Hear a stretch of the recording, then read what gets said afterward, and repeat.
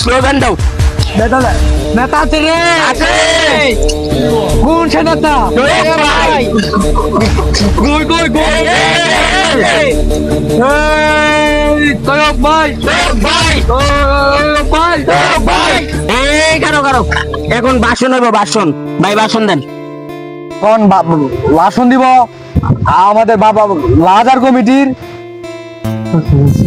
সভাপতি। ধন্যবাদ।